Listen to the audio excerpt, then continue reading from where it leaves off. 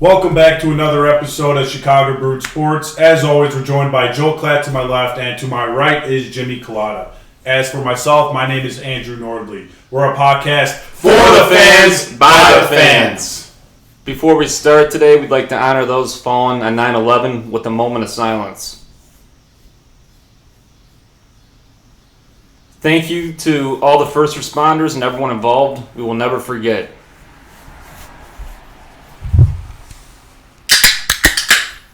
And this one's for you guys.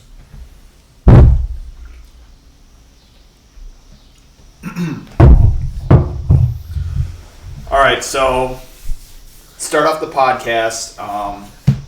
We're going to start off with the final episode of Hard Knocks. Whoa. We're missing something, Joe. I'm trying to get this over with right now. I'm trying to get this over with right now. I'm not trying to dwell on this the entire podcast. So you understand me? Before we get because all of you know how much I hate doing this Malort shit. So before we get into the final episode of Hard Knocks, Andrew has to do a shot of Malort. He had the most points. We all picked the Bears to win, which they did win, even though it didn't really feel like a win, but they did win. A win is a win. So, I always say that a pretty, an ugly, fuck, man. You know, I know, I can't think right now. No, buddy, it's fun. Don't worry. An ugly win is better than a pretty loss. That's what I was trying to say. Hey, as long as the Bears win, I would gladly take a shot at Malort with how much I hate it, because it really is disgusting. I really it's like permanent marker going down. Like, people who actually enjoy this crap need to be studied. Which I didn't know they actually made it with grapefruit. That's why it has such a bitter taste to it. Yeah, so right here I have my my chaser of orange juice, which is necessary because this shit lingers in your throat, but let's not dwell on it too long. Let's just get this over with. So what I was trying to get into before with Andrew losing the shot of Malort is that so Andrew had 10 total points, I had 7, and then Jimmy, I believe you had 5. I came in first in that one? Yeah, you came in first. So how that works, I was trying to explain. Good job. Fucking terrible.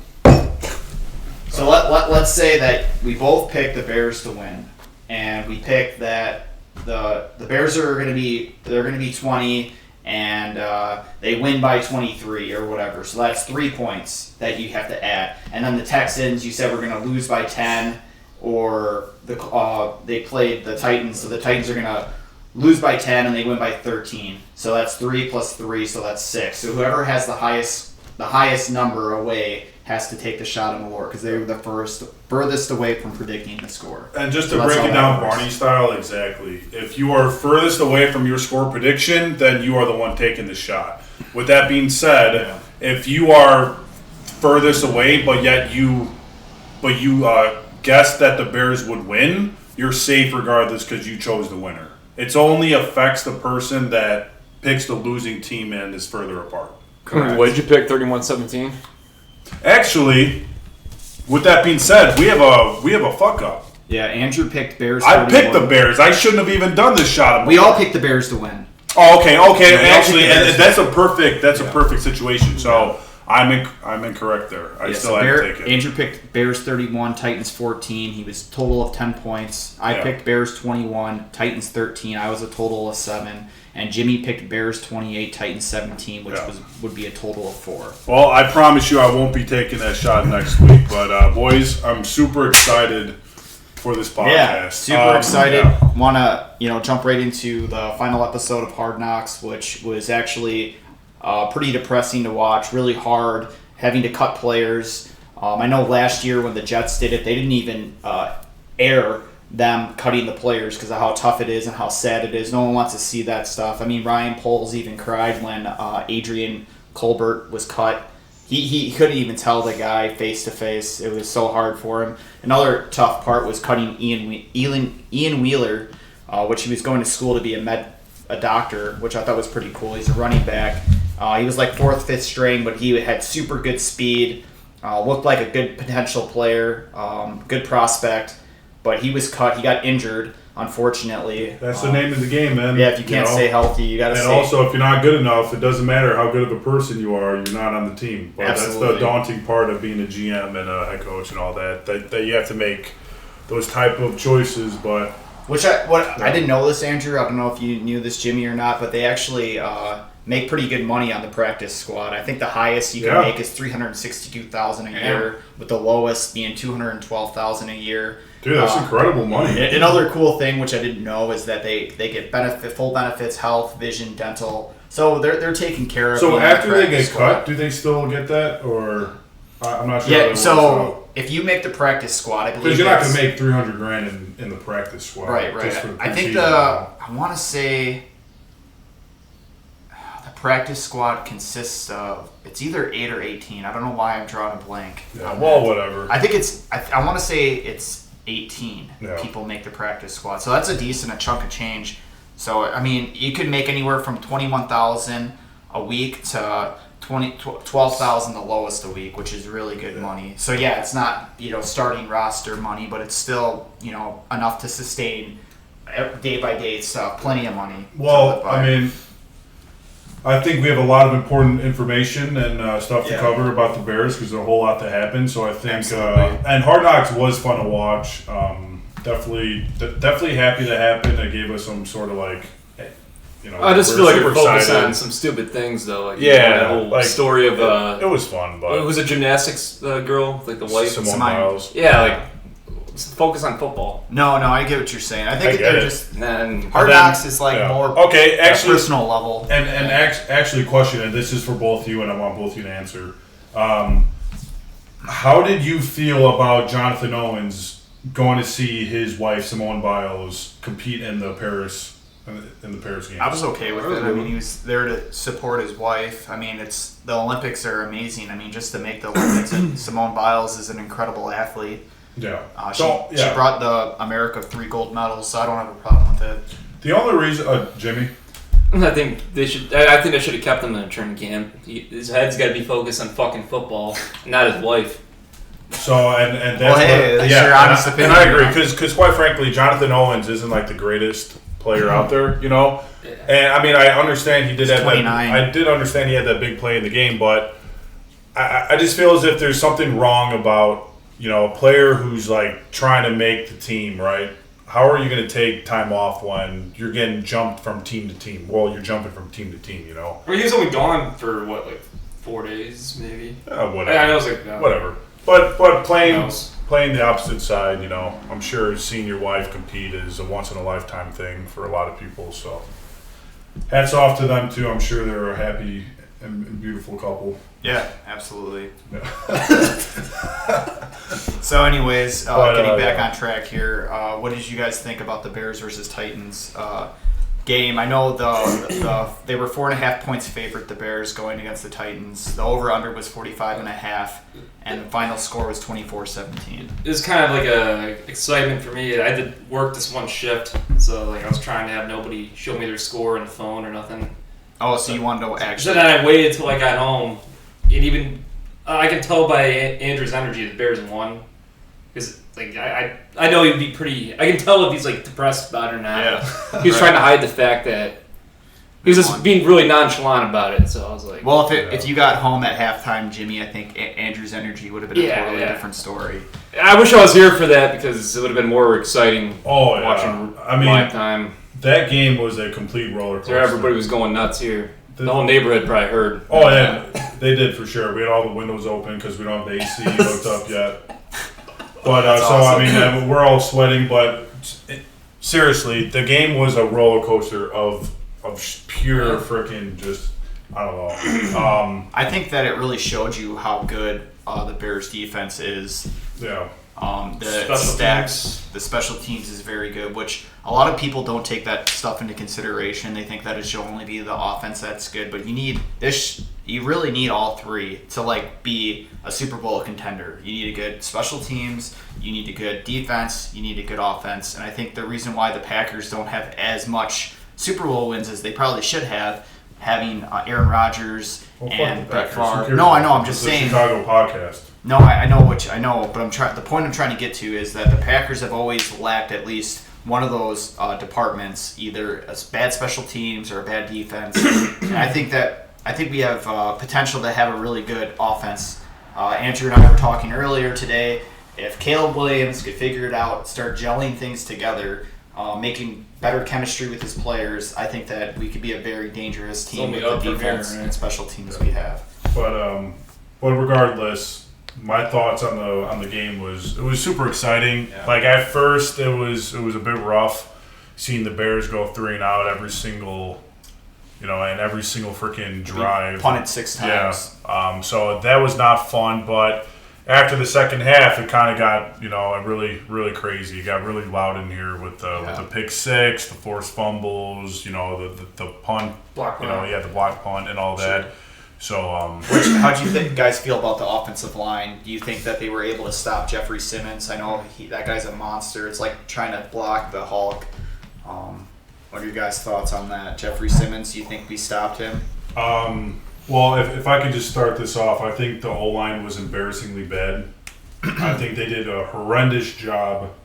I mean, you saw it throughout the entire game how Caleb Williams was getting pressured all day. Like, as soon as he snapped the ball, they were just in his face, stuffing him.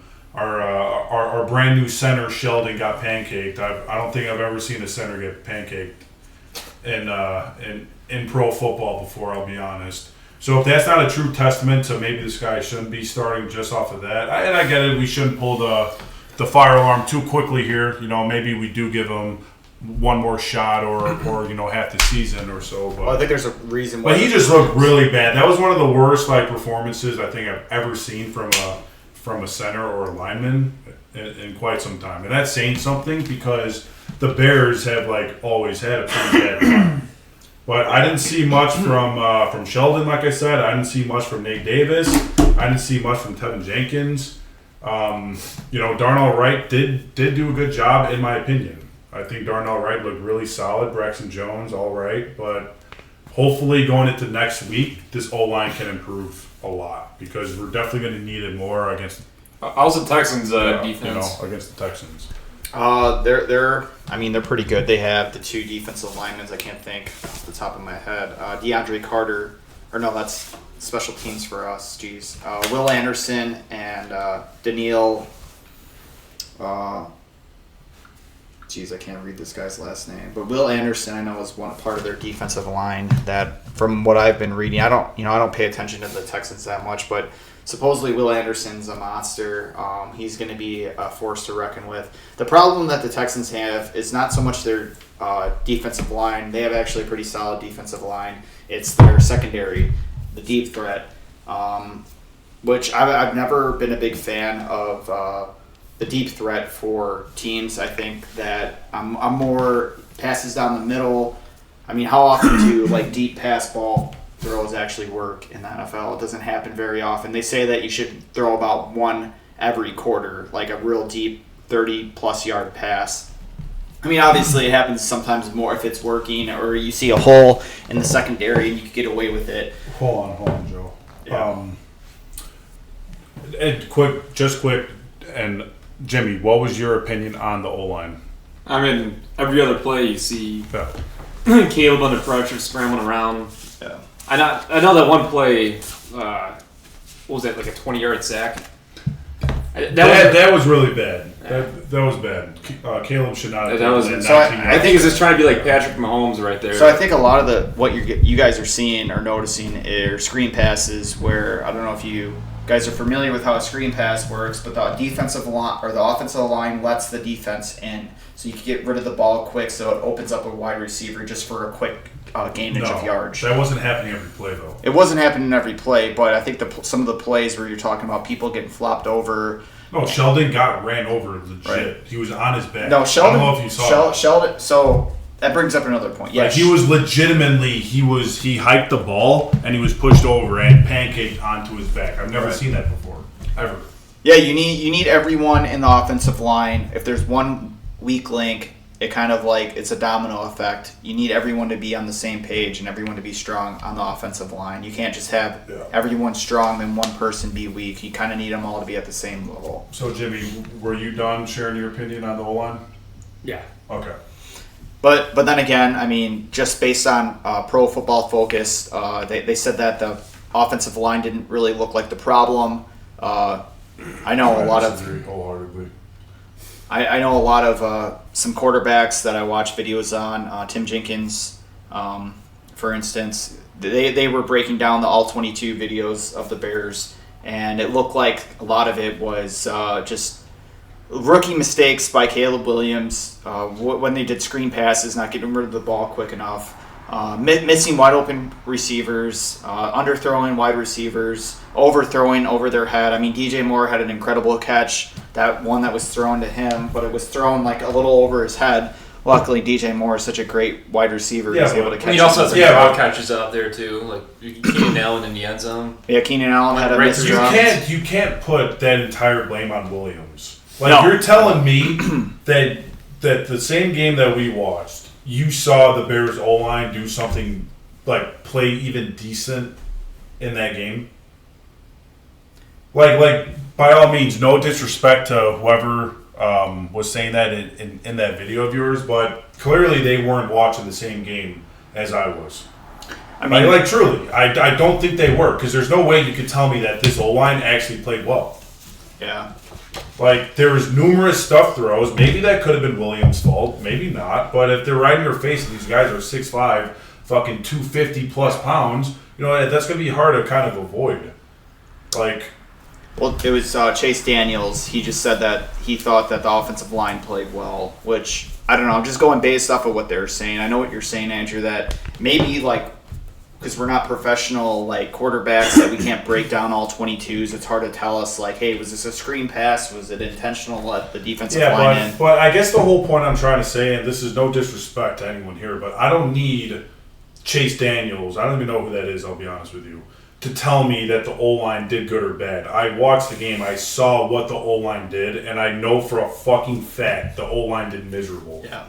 And I gave Darnell Wright credit. I thought Darnell Wright did a decent job. Chase Daniels used to play for the Bears. He was a backup quarterback. He basically was a backup quarterback his whole career. Not trying to rip on him, like, yeah, you're a backup quarterback, but that doesn't mean that you don't know how to watch film and break down all 22s. Yeah. I mean, I think if you're a pro at any level, you could watch film and break down, like, hey, this is what's supposed to happen. It's one thing to say it's supposed to happen versus actually doing it. Yeah. So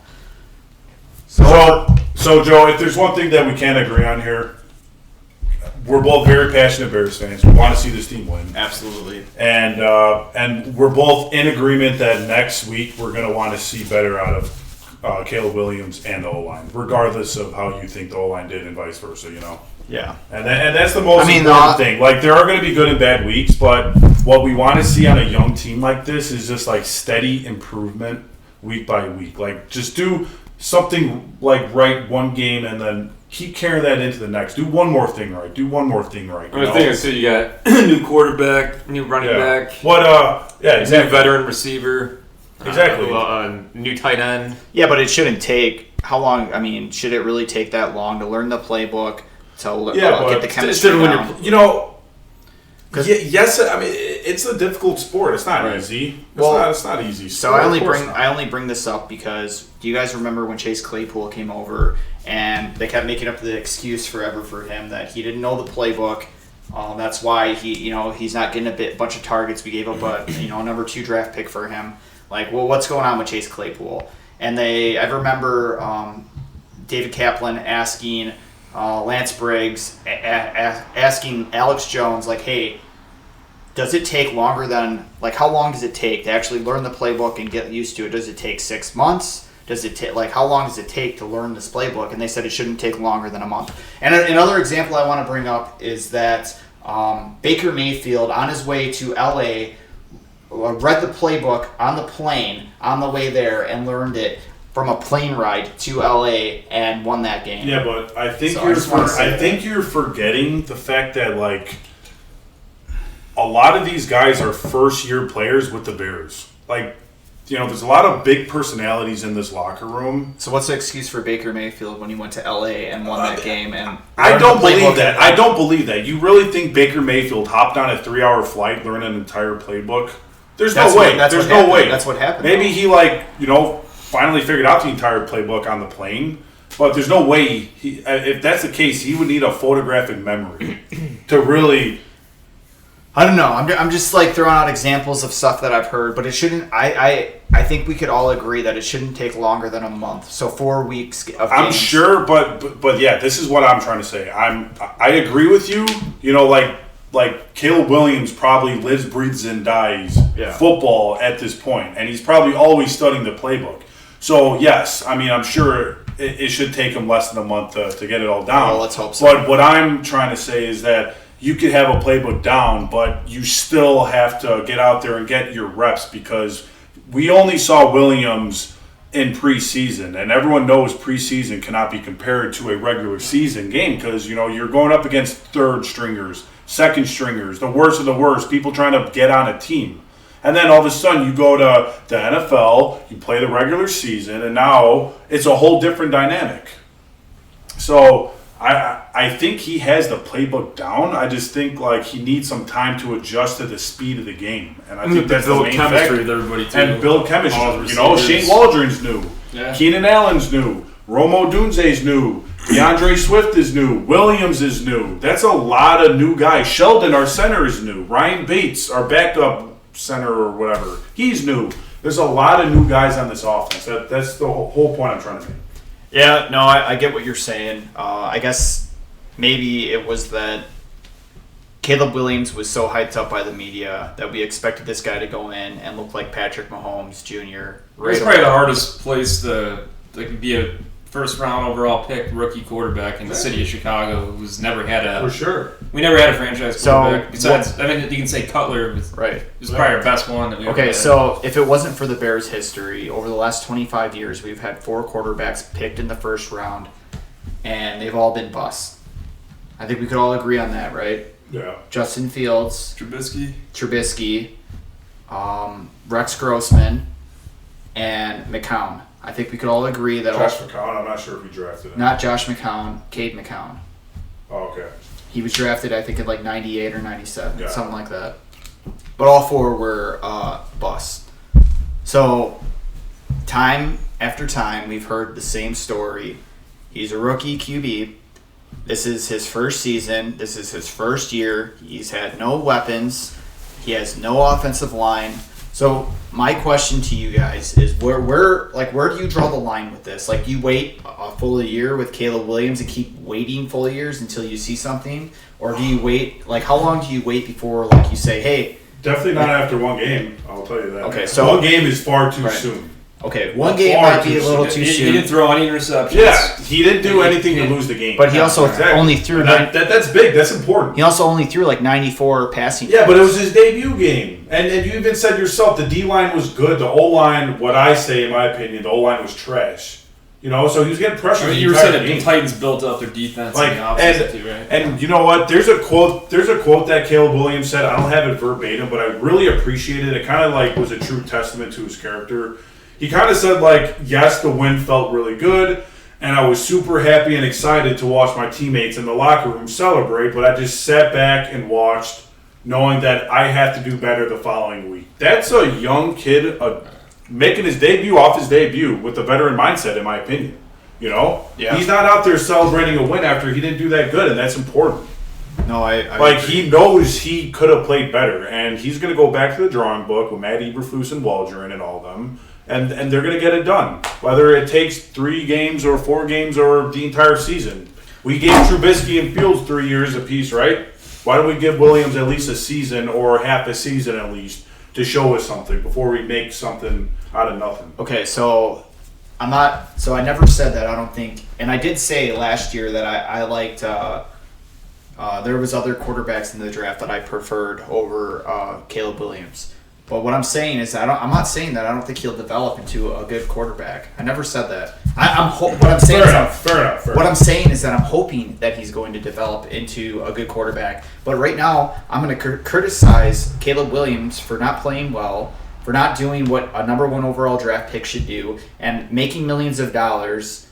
He should be performing a lot better than how he's performing. And I'm going to keep criticizing him until he starts winning. Hold on, I have 2 things. But do you think you're being kind of harsh? Yeah, I do. And the only reason why I say that is because since 2002, every first overall quarterback that has been drafted has lost their first game ever since 2002. They're like 0-17, 0-23. Yeah. Williams won his first game. No, he didn't win that game. He didn't do anything to ruin the game. Exactly. So that means he was a part of helping out. He kept the defense going. Like, the defense, what they were doing wasn't overshadowed by Caleb Williams' fuck-ups, which he didn't really fuck up that much. I mean, he didn't get the ball to Allen, but Allen dropped the touchdown, didn't he?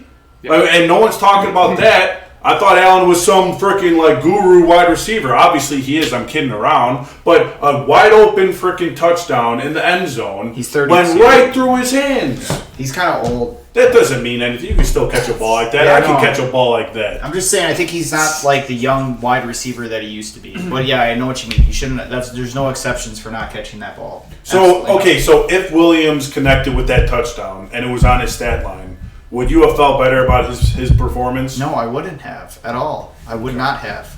Because I didn't feel any different from when DJ Moore dropped passes from Justin Fields. I still felt the same way. So it wouldn't have changed my opinion. Well, Joe, I think you should... Look, I have all the faith in the world in Caleb Williams to mount to something. Next week, I think we're going up against a really tough opponent. I think there's more room for error, especially against a team like the Houston Texans. So I think maybe you should not tune into the next game because it could get pretty ugly at sometimes if our O-line plays the way they did. I forgot about Sunday Night Football too. Yeah, and it's on prime time. It's on prime time. Look, I'm praying that Williams and the Bears have a good game, which I think they're very capable of. Yeah. But I mean, I think we all agree that Caleb Williams, all his stats were under average, every single one of them. The only thing that he did win was that since 2002, rookies drafted in the first round, number 1 overall, haven't won any of their games, and the defense and special teams won the game, so I still don't consider that him winning the game. But. So you are upset at Williams about his performance in his debut game, correct? I think that I'm just fed up. The thing is, they still won, but he didn't do anything to lose the game. Listen. I piled on a list of. Do you think they would have won against the Texans if they played the Texans with Williams playing like that? Well, what if we have another? No, what if we had another rookie quarterback? But good teams beat up. Good teams find a way to win, and that's what the Bears did. But and right before we move on from this topic, I compiled a list of very successful quarterbacks that played in the NFL about their debut games, and I have a couple names I want to read off here. John Elway, Troy Aikman, and Terry Bradshaw. All right, these are all Hall of Fame quarterbacks, and this is only their first game ever. This isn't their first season. This is their first game. Terry Bradshaw in his first ever game, 4 passes and 16 attempts for 70 yards, 1 pick. Right, that's not good. Yeah, but he also played in a different, way different. Doesn't he played matter. in the 70s. Doesn't matter. They didn't pass Doesn't that matter. much. John Elway, 4 picks in his debut game, 0 touchdowns, 140 yards. Damn. Troy Aikman, 2 picks, 0 touchdowns, 170 yards. They all threw away for. They're just first games. So this goes to show that, Caleb Williams is still capable of having a very successful career outside of his first game. It's absolutely absurd to get upset over Caleb's first game because he didn't really do that bad. There were some bad attempts at a catch. There were some bad throws, yes, but that's what you expect out of a rookie. Okay, so I'm not criticizing Caleb Williams so much on his. I am criticizing him, I guess, on his first game, but more or less what I'm comparing this to is the history of the Bears' bad quarterbacks that were drafted in the first round. That we've said the same excuses time after time for them, and it's still the same thing that I'm seeing with Caleb Williams. I wanted to see flashes of something with Caleb Williams. But this takes time. Randy Johnson in baseball. Randy Johnson, one of the greatest pitchers in baseball history, one of the most feared. Guess what? He had 3 really bad seasons to start his career. And guess what the other 19 seasons were? Perfect. I'm not saying Williams was going to have a 23-year career like Brady, but sometimes it just gives you need time to tweak your mechanics a little bit because college to NFL is so different where Williams will have to make that transition into this new league. He can't do what he did at USC, and and be good like how he is in the NFL. It doesn't work like that. I mean, you can't expect the guy at his first NFL debut to throw 4 TDs over 300 yards. Yeah, but not everyone is a C.J. Stroud. Yeah, but you expect C.J. to Stroud, see what he did. You expect to see Tom Brady. You expect to see flashes of something, right? You expect to see something like, oh man, like he looks like Justin Herbert. His debut, he looked really good. I mean, look, you obviously want to see something like that, but just the simple fact that he just didn't lose us the game by turning over the ball, I think says a lot. I think that's a big positive that we should roll with. But like, you really think Williams isn't going to throw over 100 yards at some point? What I'm saying though is, if he plays like that for the rest of the season, better. There's nothing but up from here. Let's hope that there's no more downs. But throwing interceptions, it's never good, obviously. But when you're a rookie, when you're trying to develop and stuff, Dan Orlovsky says throw some interceptions, learn defenses, learn how they react to throws. I mean, it's not necessarily a bad thing to develop when you throw an interception as a rookie. Yeah, when you're like a 1 year, 2, 3 year veteran and you're still throwing interceptions, that's one thing. But when you're a rookie, I feel like you're allowed to get away with throwing some interceptions. Okay, question real quick, and I want both of you to answer. Jimmy, start off, then Joe, you're next. Give me one positive of this game against the Titans without saying the special teams or the defense. Give me one positive thing on offense. I can only think of one thing. I have nothing. I was even telling Andrew after the game, like, there was nothing to really say about it. Like, there was nothing really positive that happened with the offense. Like, honestly. Yeah. Like, I agree. We got at the one fumble recovery. There are things you can talk about, though. So just give me one. I didn't see nothing. And just give me one.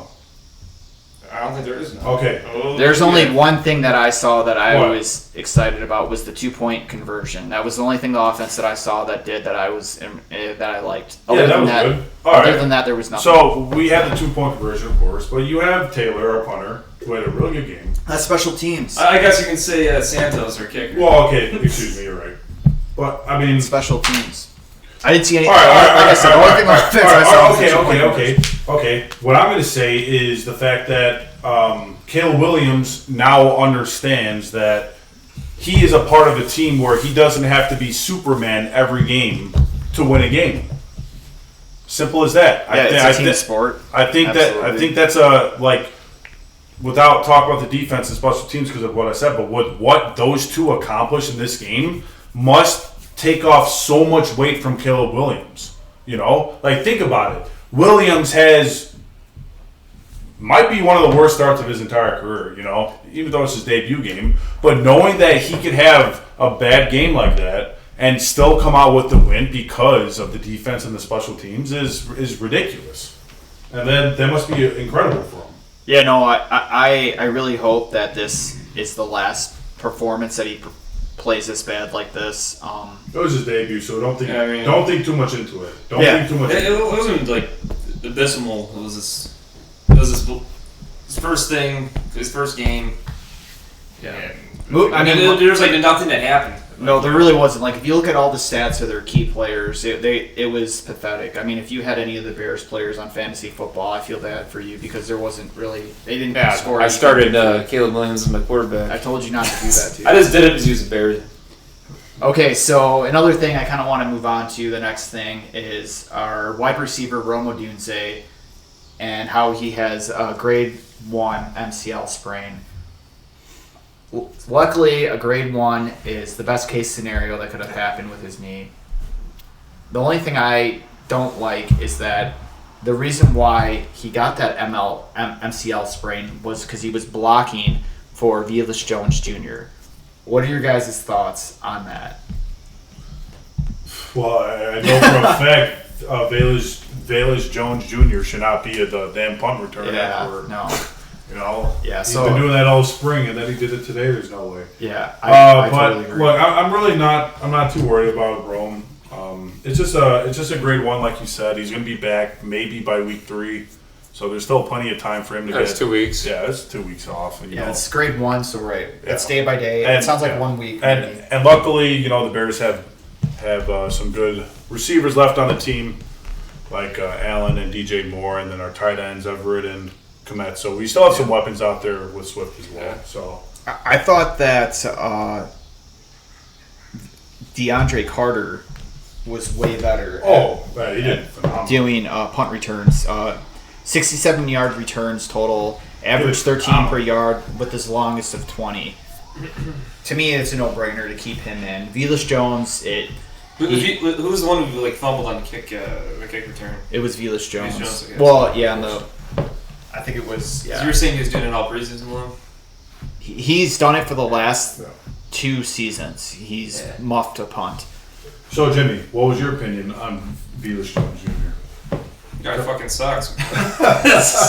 I think he's just like a bad curse. Dude, they were like... I don't know what was happening. The ball went flying like 20 yards up. It hit his chest plate and went 25 yards. If you watch Hard Knocks... I'm glad they took him out of the game.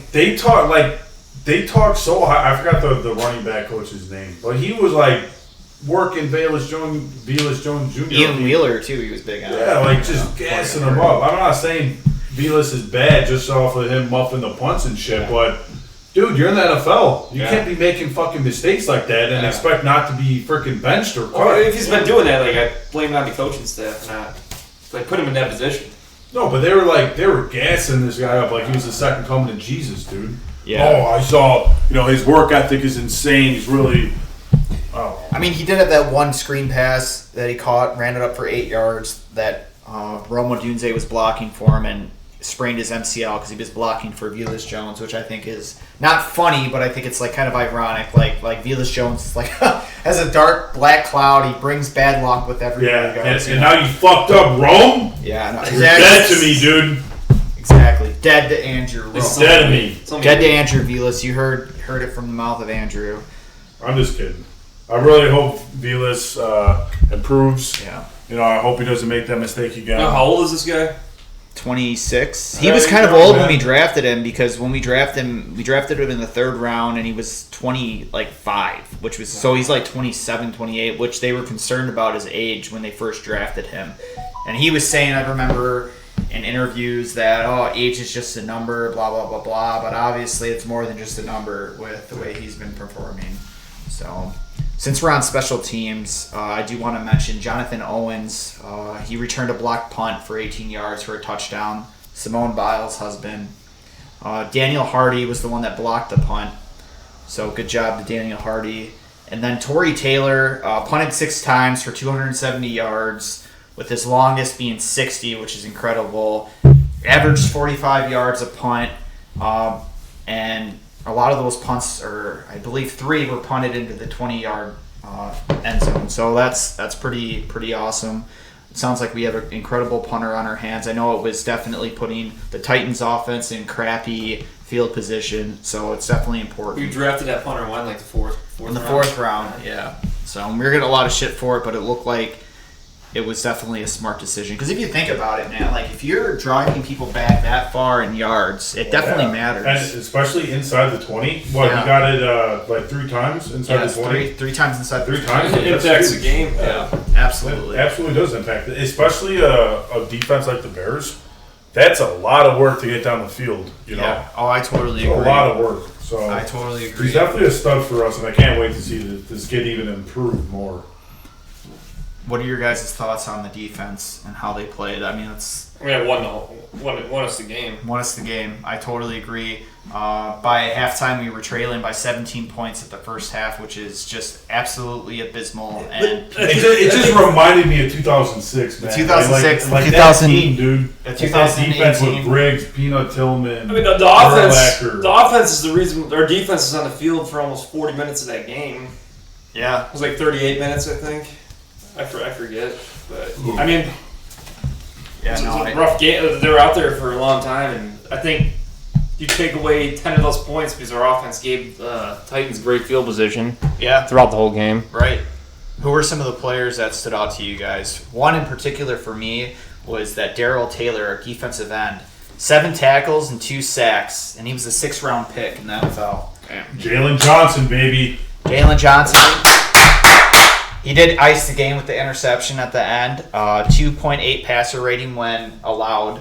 So he only, while he was coveraging wide receivers. It was a 59.9 coverage rating, which is incredible. Yeah. So he right now on PPF he's considered the highest grade cornerback. So yeah, we definitely have a great cornerback in Jalen Johnson. Dude, worth all the money. Worth all the money. How much we paying the guy? I think like $19 million this season. I remember when we got rid of Kyle Fuller and like everyone was worried about Jalen Johnson if he was able to step up to the plate, and obviously he's done more than that, and he's better than Kyle Fuller. After Kyle Fuller left, I haven't really heard anything from him. Jimmy, who is your star of the game for the defense on the bench? Jalen Johnson. Jalen Johnson. Yeah. Another one too that everyone over Montez Sweat, he stripped that ripped that ball out of the guy's hand. No, the forced fumble was by Montez Sweat ripped it out of his hand. I saw it. No, it was by Taylor. It was by the defensive end I was just telling you about. Darryl Taylor. He had the forced fumble.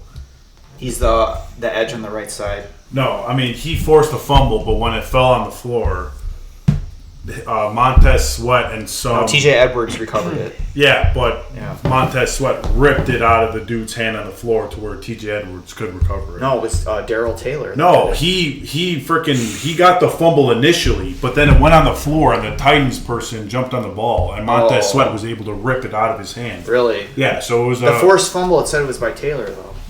He did get the forced fumble. He did get the forced fumble. So, but you're saying Montez Sweat assisted in the Montez Sweat assisted. I thought that was a big part of the game for sure. No. Yeah. But Taylor definitely he stripped the ball. He got the fumble. 6th-round pick. But Montez Sweat assisted in that whole sequence. TJ Edwards too. I think he's also better than Tremaine Edmonds. 15 tackles with the fumble recovery. So that was an incredible performance by TJ Edwards. Better than Jack Sanborn and Tremaine Edmonds. So a lot of people are overlooking him. Hey, if you guys play defensive players in fantasy football, you might want to look into TJ Edwards. I think he got over like 20 points in fantasy football, which is incredible. I know there wasn't fantasy that played defense. You draft all defense players? Some leagues do. Not every league, but some leagues do. Definitely draft all. Like my buddy Jay's league, they draft 5 defensive players and they don't even have the defense. You just do the defensive players. It's pretty cool. Yeah, you could like make it however you want it. So, but moving on to the coaching, Matt Eberflus, plus 1,000 odds of winning Coach of the Year. So meaning that if you were to bet $10 on Eberflus winning Coach of the Year, you would win $100. That's what that means. So the odds are kind of against him. But do you guys think that Matt Eberflus can win Coach of the Year? No. I don't think so either. I think that he's a great defensive guy. I feel kind of bad because a lot of the times people that win Coach of the Year are offensive coaches. He's a defensive-minded coach. I wish they would have fired him in the offseason and brought Bill Belichick on. No. That guy needs a team. I mean, Bill Belichick. And Bill should stay retired. Nah, Screw that fucking you're guy. an idiot How for about that, Andrew. He's the best coach of all Why? time. Why? He gives Chicago a Super Bowl. Because he had Tom Brady. What happened after Tom Brady left the damn Patriots? He assisted in drafting Mac Jones. Oh, he has a real talent. He has a real eye for fucking talent, doesn't he? He really knew what he was talking about there, drafting Mac Jones, right? It wasn't all Belichick that was Belichick's guy. Absolutely, that was his guy. No, I think Belichick is overrated as fuck, and it's all Tom Brady. I don't know if that's crazy to say, but Tom Brady was the reason why the Patriots were that good. I think what solidified Tom Brady being like the GOAT was going to another team and winning a Super Bowl. Yeah, exactly. Yeah. Tom Brady left and won a Super Bowl. What did Bill do? Be the worst team in the league for 4 years straight? You know, if you're that good of a coach, why weren't you able to do something? You know, because you need talent on the field. I don't think that Bill Belichick. If you don't have talent on the field, doesn't matter how smart you are, you're not going to be successful. I don't think Bill Belichick was a horrible coach, Andrew. I'm not saying he was bad. Look. You don't win 7 Super Bowls. Maybe or 6. I came off as like he was terrible. He wasn't terrible, but Tom Brady was the reason for their success. Yeah, a lot of it. No absolutely. That shows you right there, though, that the quarterback. Quite frankly, I think Eberflus is a defensive genius. I think he could really call a defensive game. So if all of a sudden, with Eberflus's knowledge on defense and what they're capable of after we saw with the Titans, imagine what this team is capable of if the offense starts clicking together. You know? I didn't know Eberflus used to be a linebacker under Saban. Yeah. Ever since I watched Hard Knocks. Yeah, that was really cool. I would rather have Nick Saban than freaking. Matt Eberflus was, I didn't realize, he looks like a smaller guy, but he's actually pretty big, like 6'2" or something. Who? Matt Eberflus. Is he? Yeah. I didn't realize he was that big of a dude, but yeah. So. And quite frankly, I'm sure Bill Belichick is enjoying retirement, dating his 19-year-old girlfriend. So. Hey, man. Yeah. Good for him. You think he's going to come back next year then? I hope not. Too so, old and go enjoy retirement. What are your guys' thoughts on Shane Waldron and his play calling? Shane Waldron? Yeah, our offensive coordinator. Quite frankly, I thought the O-line was so bad we couldn't really tell. Because Caleb Williams had no time to throw the damn ball. Yeah. I think that Shane Waldron, his play calling, looked like it was all over the place, but I think the reason why it looked like it was all over the place is because he was trying to call plays and trying to figure out what fit was for Caleb Williams. That's what I think. So back in USC, Caleb Williams heavily relied on his number one receiver, like heavily, and you would see that in all of his games. He would like extended look out for his number one receiver in college, and it worked in college. But in this game, I kind of saw the same thing. He was going after the number one receiver for far too long, to where after he saw that the number one receiver, as in like DJ Moore, wasn't open, he would then go on and do his check down. So, like Keenan Allen, then he'd go to Rome. But by that time, there wasn't, everyone was on him. So it was a mixture between like Williams and the offensive line. But I think Shane Waldron did a fine job. He has a good rapport with Seattle. What he did to Geno Smith, I have no doubt in my mind, Shane Waldron is good. Yeah. Yeah, no, I agree. I think that to kind of tail on to what you were saying, Andrew, I think you're right. Like I think he was just trying to figure out what was a good fit for Caleb, and hopefully during the Texans, I know it's going to be a tough game to kind of really do that because they're such a good team. But hopefully he pulls through and is able to come out with the victory. But we'll see. Yeah, it's gonna be interesting. Yeah. So it will be, and unfortunately, I won't be able to watch the game. Yeah, that's. You gonna record it like I did, or no? Nah. I can't. You didn't check your phone? Yeah, I cannot record sports games because number one. That's nice, because I'd have to go through commercials. Just fast forward. Well, I mean, quite frankly, I have so many like group chats talking about the Bears that if I go on my phone once, I'm gonna, the whole game will be exposed. Just gotta mute them. I'm gonna be going on Facebook every now and then. I'm not doing all that. Yeah, you have to mute your phone. Yeah, so it's like it's too much work and too much anticipation to wait the entire time to come back home. And then plus, if I wait all that time in anticipation to be antsy, I wouldn't be enjoying the concert that I'm going to. Then there's a possibility I could come back home and the Bears get absolutely annihilated, and now I just wasted my entire time. So. And you said you're still gonna watch it though. Yes, I will watch it just to study the game and see my thoughts, so I can talk about it next podcast. But.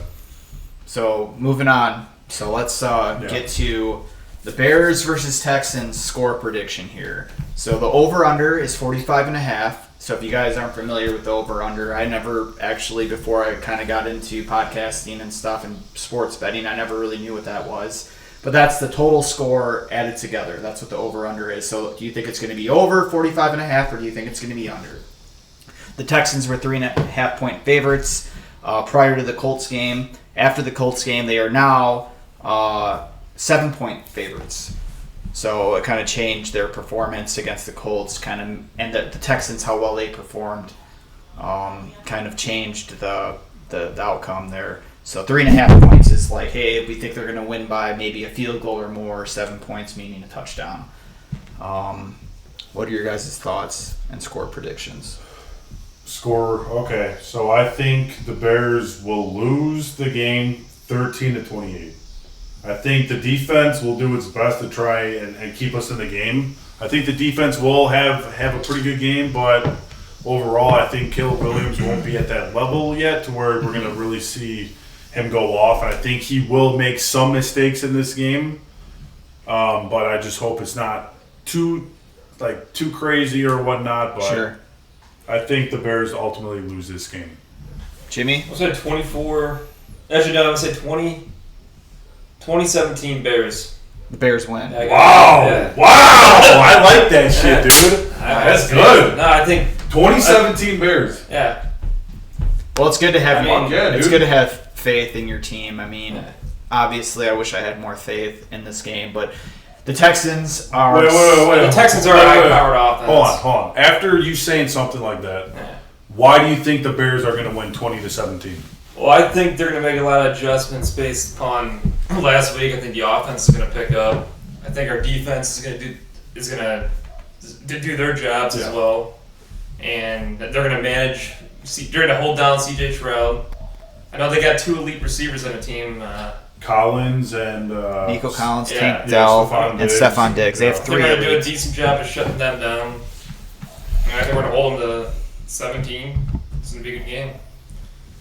We'll see what happens. I sure hope you're right. You know what? Tomorrow I hope, or next week I hope I take the shot at Malort.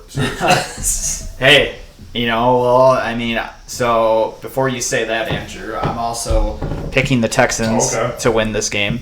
The Texans are Super Bowl contenders. They're probably going to win the Super Bowl. They have an elite offense. They have a very solid defense. If the Bears played like they did against the Colts versus the Texans, they would get eaten alive. The only reason I'm predicting that they only score 28 points is because I think our defenses are very good. If our defense wasn't that great, I would predict them to score even more than 28 points. So Texans 28, Bears 6 is my final score prediction on this. Oh, you have no 28-6? You have no faith. I think that we'll be lucky to get 2 field goals the way our offense has been playing. No. Joe takes. I think, seriously, that's foul, man. I think Williams will throw a touchdown and we'll have two field goals. Swift run a touchdown. Hey, who knows? We could be wrong. Williams could. Maybe, and I could be right. Next week, or maybe what happened in the first week, he's so pissed off, he's going to come out fucking firing all cylinders. Andrew, remember that game when you picked the Chiefs? You picked like 40 to something. That was a good guess. It was a good guess. So that's last how I'm year, feeling about this team. So last year, the Bears were going into Kansas City, and we were doing our scores. And I said the Chiefs would score 45 points, and the Bears would score like 6 points. The score ended up being 45-10. Jeez. Yeah, he was accurate, but I feel the same way. But the only reason I didn't give the Texans more points is because I think that our defense is good, better than it was last year. Yeah, but that's before our defense started playing really well. You know, the second half of the 23 season, our defense really. No, I agree. And now this to start the year, our defense is really good. So there's no way. I think 28. I agree with you. That's what I'm saying. That's why it's lower. Yeah, 28. All right, so moving on. But Jimmy. Incredible, dude. I hope you're fucking right, man. I hope so. You're right. Yeah, I hope you're right with taking a shot at Malort. Yeah. Anyways, moving on to fantasy football now. That's all we got for that stuff. Well, the Bears anyways. So moving on to fantasy football. This is going to be a little quick segment here. So, Jimmy, how did you do? I was 108 to 100? If I know how to work the app. It was close. So it's all right. Jimmy's new to fantasy football. He started. I had T. Higgins that was injured. So you had T. Higgins injured, and you didn't take him off your starting roster. I didn't know you can take him off the week. Rookie mistake. Yeah. Rookie mistake. So you could. It was Friday or Thursday. Every rule still questionable. Everybody's rules are different, but yes, you're able to take the player right before the game starts off the starting roster onto the bench and move the bench player on. I also had Caleb Williams starting. He only got 94 yards passing. And who did you have him starting over? I had Richardson from the Colts on the bench. And I think he would have got me another 20 points or something. Oh, I kept saying I meant the Titans. Sorry, I messed that up. I kept saying Colts earlier. I meant Titans. But because I got it mixed up because the Texans played the Colts. I knew that all that fantasy before I was talking about it. So sorry if you guys are still listening. I meant the Titans, not the Colts. Cool. So real quick here, I'm gonna rip through this really fast. If you guys are looking for some fantasy sleepers. I got some sleepers for you if they're still available. Alexander Madison, running back for the Las Vegas Raiders, outperforms Zamir White Didn't play too well. He has 2 years of experience. If Alexander Madison is still available, I would pick him up immediately. Tight end, Colby Parkinson, 25 years old, plays for the Rams. With Puka Nacua out due to an injury, it sounds like he's going to be out for 4 weeks. You're going to see a lot more receptions for their tight end. Tank Bigsby, a running back for Jacksonville. 1 year of experience. I thought this was impressive. He outgained the running back one, Etienne, who has 3 years of experience. He had 29 more rushing yards than the RB1. So Tank Bigsby, somebody to look out for. Next is another wide receiver, Greg Dortch. Greg Dortch, 24 years old for the Colts. 2 years of experience. A whopping 125 yards and 1 touchdown. Outperformed their number 1 wide receiver, Michael Pittman Jr. If Greg Dortch is still available, I would definitely look into picking him up. Another one that I'm a favorite of that I picked him up in 2 out of my 4 leagues is Alec Pierce, a wide receiver for the Colts again. I think he could be a high-end number 2 wide receiver. So look into Alec Pierce. He had a very great game. I think he gained like 22 points. Next on the list, which I think is a hidden gem, he has great genetics, is Luke McCaffrey. Wide receiver, 6'2", which I thought was kind of interesting because he's a little taller than his brother. For the Washington Commanders. Caught all 3 targets for 18 yards. He's moved up to number 2 from the number 4 wide receiver position. I think he's outperformed their number 1, Terry McLaurin, who is 28, 5 years of experience. I believe that Luke is going to be a number 1 by week 4 or 5. And last but not least, this guy is obviously, I would be surprised if he is still available. Isaiah Likely, tight end for the Baltimore Ravens, outperformed Mark Andrews. 24 years old, 2 years of experience, 111 yards and a touchdown. Man, this guy was incredible. If Isaiah Likely is still available, which he was in a few of my leagues, but he's no longer available, pick him up. Wow. That's all I got for you. On to the Cubs now. Yeah, wow. And that was great. Thank you. Great. So, Andrew, now that we're moved on to the Cubs, how is your fantasy baseball team doing? Oh man! So last night, and Jimmy knew out of all people how like pissed off I was. So I am in the fantasy championship for baseball. There's a lot of money on the line. Yesterday, I ended up going 1 for 28 with 1 run and 1 walk on my offensive side, which is abysmal. And on my pitching side, I didn't do anything special either. So I had a really rough game or day. But other than that, being in the championship, I will be in second place or first. Either way, I am making money. So I'm happy, but it's more so about the bragging rights at this point.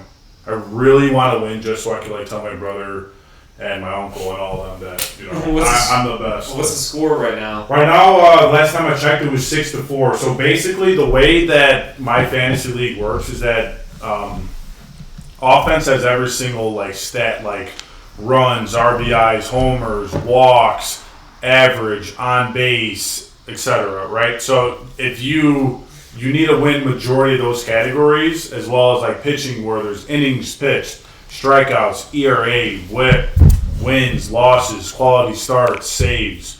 So if you win majority of those categories, then you'll win the week. So I'm hoping I can and keep going.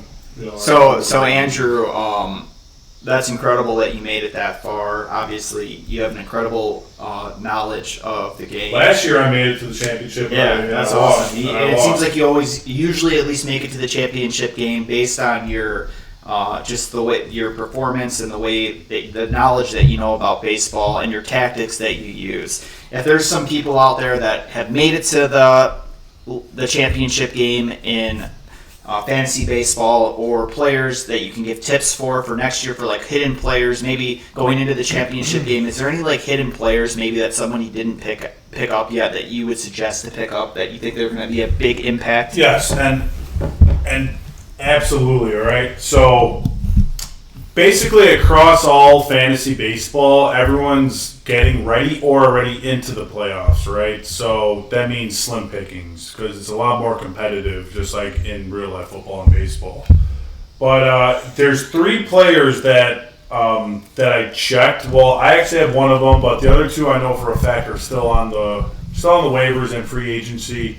So they could be there. But Jason Dominguez on the Yankees, top prospect being called up for the New York Yankees. He's been in the league for 2 games now. He had a really good debut.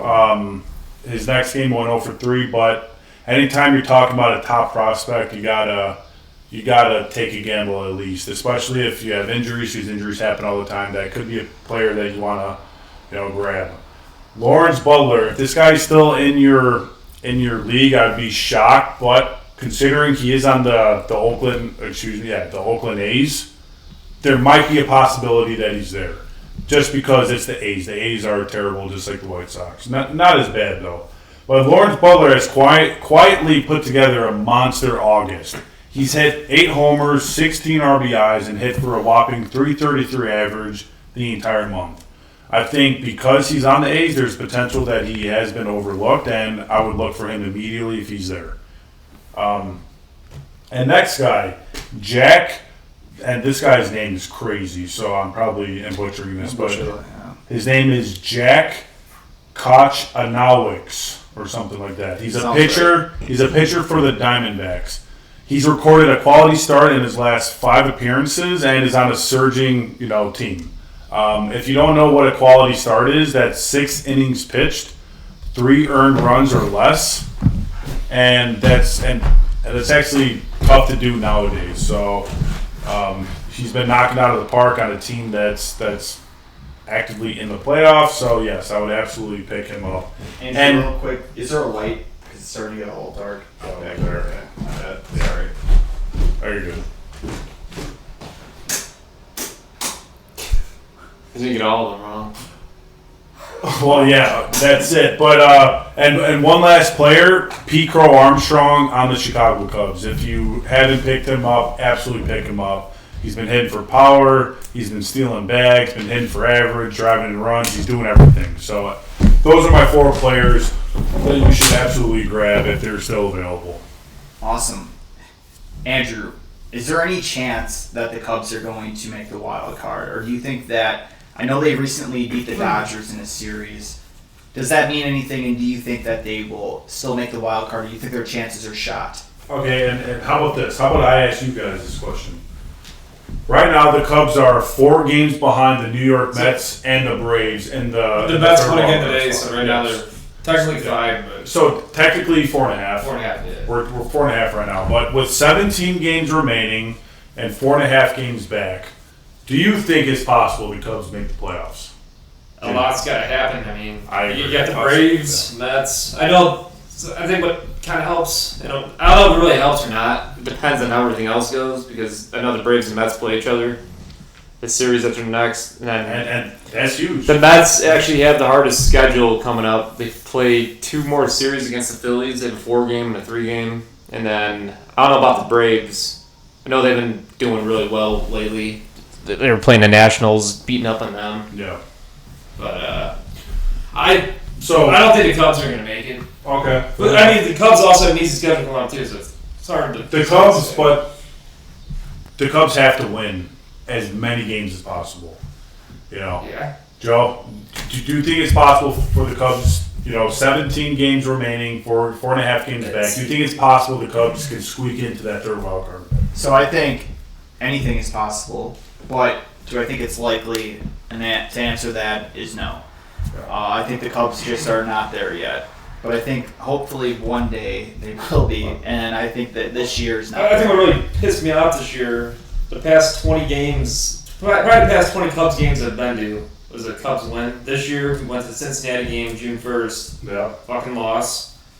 it was a decent game. Now I went again this past Saturday, 2-0, when there was like 4 hits all game. Most boring Cubs game I've ever been to. I should have just sold my tickets before I went into the ballpark. Yeah, I was so fucking pissed. It's frustrating. Probably spent a lot of money on those tickets, especially on the Yankees. In the bleachers, those were expensive. Yeah. On top of the beer, on top, you probably went out afterwards. Yeah, I did. All that just to see the Cubs get annihilated. Yeah, it's depressing. So, and definitely getting back on track here. Like I said, 4.5 games back of the third wild card spot. 17 games remaining. The Cubs will absolutely not make the playoffs. This team has been too inconsistent. We had a good chance leading up to that series in Chicago against Pittsburgh. How we lost the first 2 games of that, and then we threw the no-hitter, right? Whoa, whoop-de-doo, doesn't matter. Who cares about no-hitters? Like, seriously, I don't give a rat's ass about no-hitters. It's a combined. No one should even celebrate that. No. And the Cubs didn't, so I'm happy. They had a standing ovation for that. I didn't stand up for that shit. No one cares about no-hitters. If you throw a perfect game, that's a whole different ballgame. But after... That's blocking, Jimmy. I just realized that. Sorry. Oh, sorry, Andrew. What? Oh, shit. The soldier. Oh, okay. You're good, though. But after the Pirates... So you're telling me Joe's face, or excuse me, Jimmy's face is blocked. Yeah, sorry guys. I had my notes up here, so I kind of blocked the camera that I'm normally always just staring at. Oh, son of a bitch. But hey, Jimmy's a soldier, so I had it perfectly. I don't know. He's not a soldier, he's a Marine. Yeah. Come on. Whatever. But okay, regardless, and long story short, after the loss of the series to Pittsburgh and then the Yankees, we don't have a shot. I think the Cubs got to win 12 out of their next 17, and the Braves and the Mets to pretty much choke. I think the Cubs need to win like 15 games. Yeah, I think like seriously. I think the Mets are absolutely surging right now. So there's a possibility, but it's very unlikely. We'll see how they do against the Phillies. We'll see. Do you have anything else on the Cubs, Andrew? Yeah, I want to talk about some tight ends, quarterbacks, wide receivers, and running backs. So I totally forgot about this. Sorry, Andrew.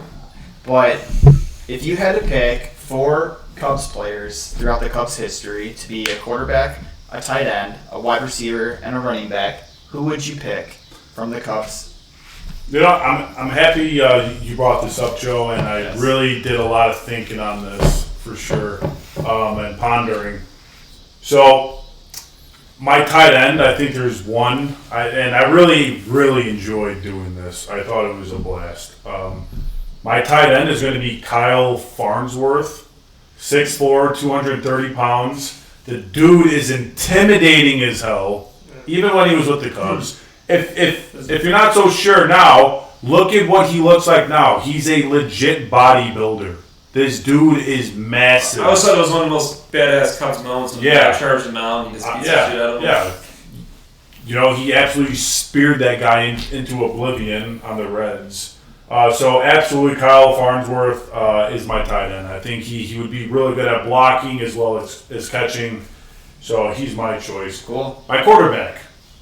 I'm going with Jake Arrieta. And I know there's a lot of good pitchers in Chicago Cubs history. Wood. Yeah, Kerry Wood. You got Mark Pryor, Fergie Jenkins, Lester, Greg Maddux, et cetera, et cetera. Kyle Hendricks. But the reason why I went with Jake Arrieta, and you could say Kyle Hendricks. Oh, really? Okay. I was joking. Recently, he's been really bad. Yeah. Just because he's gotten old. But when he was young, with us, he was really good. Yeah. But I'm picking Jake Arrieta as my quarterback because this dude is physically gifted. I mean, he looks like an absolute stud. He's chiseled to the bone.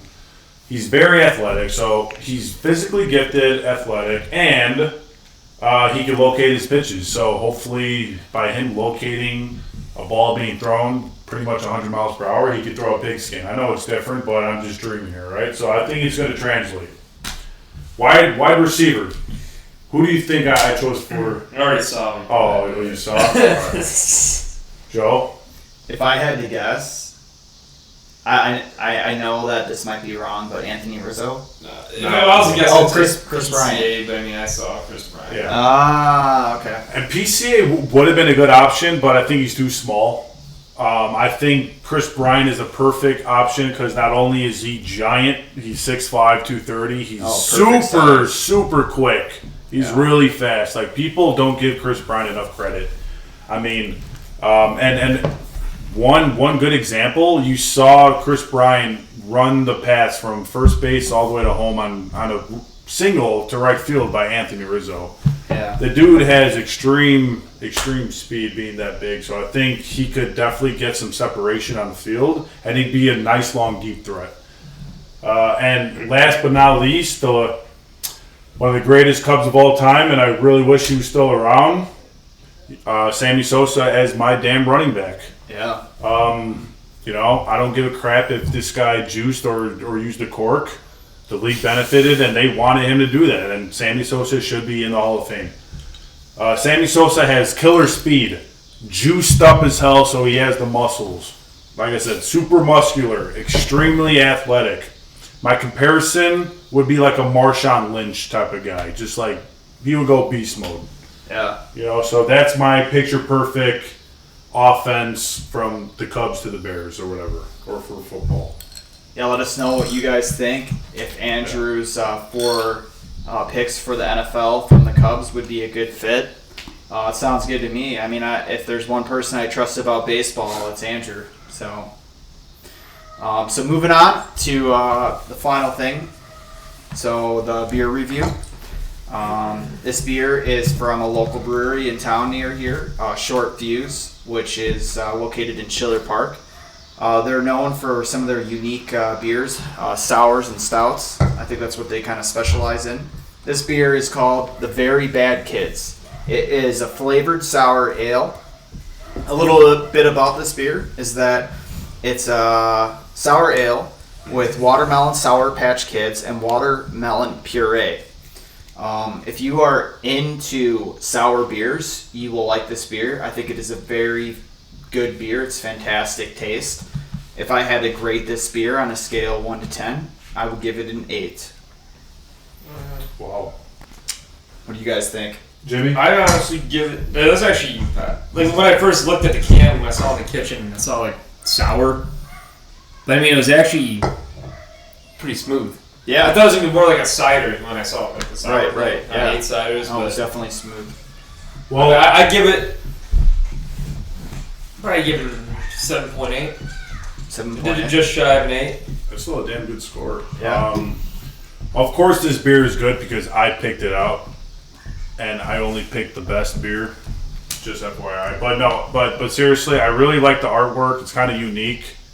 We definitely, Joe, if you want to show them the artwork. The artwork is very unique and funny. It's kind of childish. Yeah. And I thought the sour wasn't too soury, if that makes sense. Like, it was just a really smooth beer. I could absolutely drink these all night and not get sick of them. So I'm giving this a pretty high score of 8.5. And I really enjoyed this, and I recommend that you guys should try it. I'd like to try more like flavors by then. Well, Short Fuse, I mean, and me and Joe have been there numerous Yeah, it's not times. far from here. Short Fuse has, 25 different beers? I think they have more than that. Yeah, 28 or something like if that. I went there and I wasn't drinking the sour. And they're all really good. So if you like doing flights of beer too, they give you 6 flights, which is a lot. Usually places give you 4 to 5. So this place does 6 flights, and they're like 5 or 6 ounces. So it's a decent amount of beer For they sure. give you. Like one flight, you're pretty good. Oh yeah, I feel it after one flight. After one flight, you're good. Yeah, you're drinking like a little higher, alcohol content in your beer, which is fine. I mean, it's all about flavor, and that's what flights are. Flights are originally were meant for. Hey, I'm gonna get a sample of all these beers, and out of the sample, I'm gonna get a pint of this one because that's the one I like so much. So you don't have to risk it. Hey, I'm gonna get a pint of this. I didn't really like that one. I'm gonna get a pint of this one. This way you could just pick the one you want to drink. Exactly. Easily. So, sorry, I kind of went way too far into that, but no, dude, I cannot believe that your head was behind the soldier the entire time. But this is the thing your grandpa got. Yeah. So the only reason why I put this out here is just because 9/11, then the soldiers and Marines invaded Iraq, so I thought it was kind of fitting. Like, this guy's waving the flag, yeah. So and now you put them right in front. Oh yeah, I forgot to mention. Which I just was reading the back. They say they added 200 pounds of watermelon puree. That's insane to the batch to make the beer. 200 pounds of watermelon puree. In like the one, what do you call it? Not kegs, but in a batch, whatever. I think they call them batches. And also it's made with watermelon Sour Patch. Yeah, I said that. Oh, you did? Okay. Yeah, sour ale made. So yeah, it was a very good beer. We drink them, so you don't have to. But hey, this one you might want to. Yeah, exactly. But I'm pretty sure you drink it, so you don't have pretty to. sure This one you might want to. I'm gonna go to this place soon. Yeah, fuck yeah. We have to go. Dude, we're all going. We're eating the nachos. We're eating the tacos. We're drinking the beer. At least 3 flights. We should watch a game there or something. Yeah, we could. Football game or whatever. Come out next time. But gents, this was a great podcast. Always good podcast. with you guys, man. Good debate with everyone. Yeah, good debate. So go Bears, go Cubs. Hopefully the Cubs. Even though the both of you guys think the Bears are going to lose, but it's all right.